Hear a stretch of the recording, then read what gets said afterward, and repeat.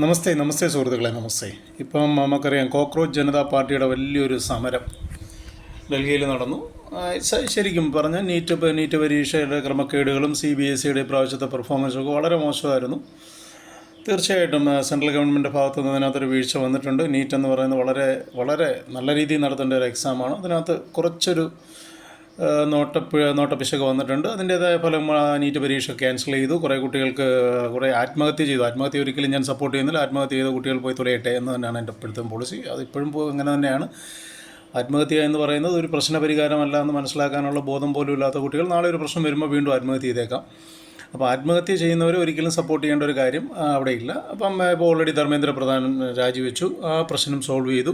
പക്ഷേ എന്തിനാണ് ഈ ലഹളകൾ എന്നാലോചിച്ചാൽ, നിങ്ങൾ 1947 കാലഘട്ടങ്ങളിലേക്ക് തന്നെ പോകണം. നമ്മുടെ സ്വാതന്ത്ര്യം കിട്ടിയ സമയം, സ്വാതന്ത്ര്യം കിട്ടിയപ്പോൾ മുസ്ലിങ്ങൾക്കായിട്ടൊരു രാജ്യം എന്ന് പറഞ്ഞു കഴിഞ്ഞാൽ പാകിസ്ഥാനും ഈസ്റ്റ് ബംഗാൾ എന്ന് പറഞ്ഞാൽ ഇപ്പോഴത്തെ ബംഗ്ലാദേശ്, ഈസ്റ്റ് ബംഗാൾ. അത് പിന്നെ പാകിസ്ഥാന് തോന്നി ബംഗാൾ നിടുന്നതല്ലേ ബംഗ്ലാദേശ് നിടുന്നത് മോശമാണ്. അങ്ങനെ ഈസ്റ്റ് പാകിസ്ഥാനും അങ്ങനെ ഒരു രാജ്യമായിരുന്നു. ഈസ്റ്റ് പാകിസ്ഥാനും 1951 തൊട്ട് ഇങ്ങനെ പാകിസ്ഥാനും മുസ്ലിങ്ങൾക്കായ ഒരു രാജ്യം. പിന്നെ ഇന്ത്യ എന്ന് പറയുന്ന മതേതരത്വ രാജ്യം. അവിടെ ഹിന്ദുക്കൾ, ക്രിസ്ത്യൻ, ബാക്കിയെല്ലാം മതേതരത്വമാണെങ്കിലും ആ മതേതരത്വമുള്ള കോൺഗ്രസിൻ്റെ ഭരണകാലം, നെഹ്റു തൊട്ടുള്ള ഭരണകർത്താക്കളെ നോക്കിയാൽ അറിയാം, അവർക്കാർക്കും തന്നെ ഭൂരിപക്ഷമായ ഹിന്ദുക്കളുമായി ഒരു ബന്ധവുമില്ല.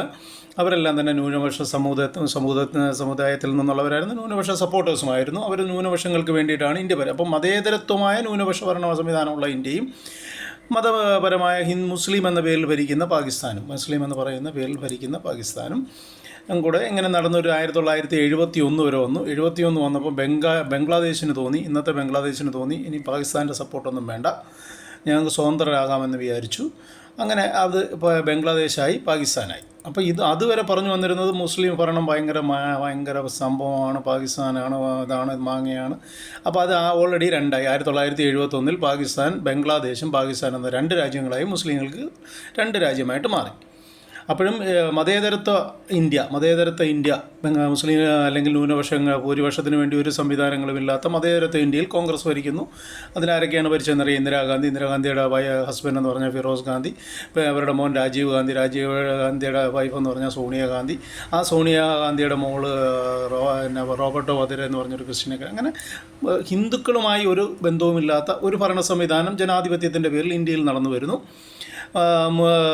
പാകിസ്ഥാൻ രണ്ടായി കഴിഞ്ഞു. ഓൾറെഡി പാകിസ്ഥാൻ എന്തോ സംഭവമാണെന്നൊക്കെ പറഞ്ഞാണ് പാകിസ്ഥാൻ രണ്ടായി കഴിഞ്ഞു. അങ്ങനെ ഭരണം നടത്തി വന്നപ്പോൾ ഇന്ത്യയെ വീണ്ടും വെട്ടിമുറിക്കുക എന്നുള്ളതായിരുന്നു ഇവരുടെ പരമമായ ലക്ഷ്യം. അതുകൊണ്ടാണ് ഇതിനെ മതേതരത്വം എന്നും പറഞ്ഞത്. അല്ലാതെ ഒരു ഹിന്ദു രാഷ്ട്രം എന്നും പറഞ്ഞ് ഇന്ത്യയെ രൂപീകരിച്ചാൽ മതി. അപ്പോൾ ഹിന്ദു രാഷ്ട്രമെന്നും പറഞ്ഞ് ഇന്ത്യ രൂപീകരിക്കാതിരുന്നതിൽ പ്രധാന കാരണം മഹാത്മാഗാന്ധിയാണ്. അതങ്ങനെ അതിനുള്ള കൃത്യമായിട്ടുള്ള പ്രശ്നങ്ങൾ പരിഹരിക്കപ്പെട്ടു. അപ്പം ആ ഒരു സംവിധാനത്തിൽ നടന്നുകൊണ്ട് മതേതരത്വം, അതാണ് നമ്മുടെ ഏറ്റവും പ്രധാനം. ഈ മതേതരത്വം ഊട്ടി ഉറപ്പിച്ച് വിശ്വസിച്ച് കുറേ ഹിന്ദുക്കൾ ഇവിടെ ഉണ്ട്. 100-120 കോടി ജനങ്ങളുണ്ടെന്നാണ് പറയുന്നത്. ഹിന്ദുക്കൾ ഇനി സെൻസസ് എടുക്കുമ്പോൾ അറിയാം എത്രമാത്രം ഉണ്ടെന്നറിയാം. എന്തായാലും ഉണ്ട്. 40 കോടിയായിരുന്നു സ്വാതന്ത്ര്യം കിട്ടിയത്. 40 കോടിയിൽ നിന്ന് എന്തായാലും 120 കോടിയിലേക്ക് എത്തിയിട്ടുണ്ട്. നമ്മൾ ജനസംഖ്യ കൂടിയിട്ടുണ്ട്. സ്വാഭാവികമായിട്ടും ഹിന്ദു ജനസംഖ്യയും കൂടിയിട്ടുണ്ട്. എല്ലാം മൊത്തത്തിൽ ജനസംഖ്യ കൂടിയപ്പം, ലോകത്തിൽ മൊത്തത്തിൽ ജനസംഖ്യ കൂടിയപ്പോൾ ഹിന്ദു ജനസംഖ്യയും കൂടിയിട്ടുണ്ട്. അതിനുശേഷം ഇപ്പോൾ ഈ അടുത്ത കാലത്ത് 2026 ആയപ്പോൾ ഈ പാകിസ്ഥാൻ വീണ്ടും വെട്ടിമുറിക്കപ്പെട്ടു. പാകിസ്ഥാൻ എന്തായിട്ട് മാറി?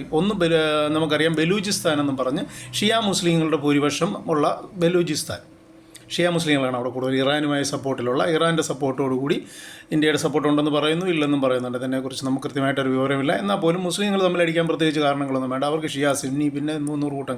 വീണ്ടും ഈ പാകിസ്ഥാൻ, സോ കോൾഡ് പാകിസ്ഥാൻ വീണ്ടും വെട്ടിമുറിക്കപ്പെട്ടത് എങ്ങനെയാണ്? ബലൂചിസ്ഥാനും പാകിസ്ഥാനുമായി മാറി.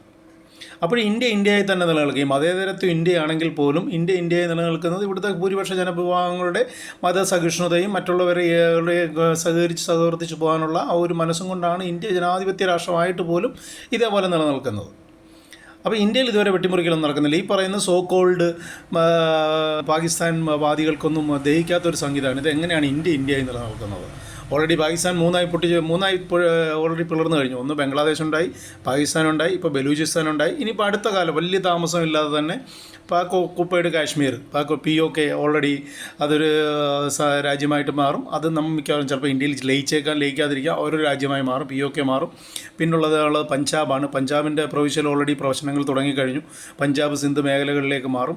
പാകിസ്ഥാൻ എന്ന് പറഞ്ഞാൽ പാകിസ്ഥാൻ പട്ടാണികളുടെ മാത്രം ഒരു കുഞ്ഞു രാജ്യമായിട്ട് അഫ്ഗാനിസ്ഥാനും ബലൂചിസ്ഥാനും ഈ പറയുന്ന പഞ്ചാബിനും ഇടയ്ക്കുള്ള ഒരു ചെറിയ രാജ്യമായിട്ട് പോവുകയാണ്. അതായത് കുറേ ഒരു സോ കോൾഡ് എന്തോ സംഭവമാണ് എന്ന് പറഞ്ഞു വെച്ചിരുന്ന ഇതെല്ലാം പൊട്ടിച്ചിതറി ഓൾറെഡി 3ആയി. ഇനി അതിനെ ഇനിയും 3ഓ 4ഓ ആയിട്ട് പൊട്ടിച്ചിതറി ഒരു ചെറിയ രാജ്യമായിട്ട് മാറും. അപ്പോഴും ഇന്ത്യ ഇതേപോലെ നിലനിൽക്കുന്നു.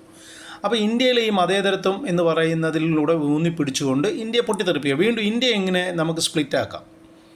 അവിടെ നമുക്കറിയാം, ഇപ്പോൾ ജന്തർ മന്ദറിൽ നടന്ന പ്രക്ഷോഭങ്ങളിൽ നോക്കിയാൽ നിങ്ങൾക്കറിയാം, എല്ലാം ആൻറ്റി നാഷണൽസാണ്. ആൻറ്റി നാഷണൽ അല്ലാത്ത ഒരാളും അവിടെ പങ്കെടുത്തിട്ടില്ല. ഈ നീറ്റിൻ്റെ പ്രശ്നമല്ല അവിടെ. നീറ്റ് ഒരു പ്രശ്നമേ അല്ല. കാരണം 2014